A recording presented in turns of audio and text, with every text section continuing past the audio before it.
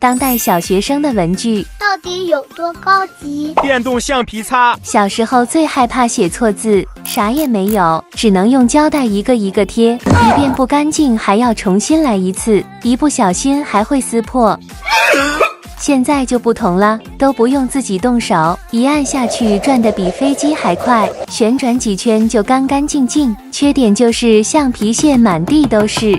我太难了。课堂笔记本。老师在上课必须打起12分精神，不然课堂笔记完全记不住。现在完全不用担心啦，翻开里面清清楚楚，也不会把课本画得密密麻麻。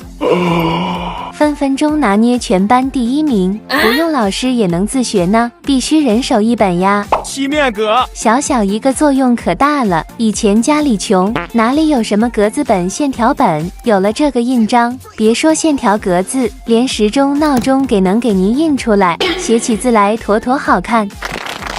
智能热可橡皮。没想到橡皮擦也要淘汰了，除了造型好看，根本没啥特别。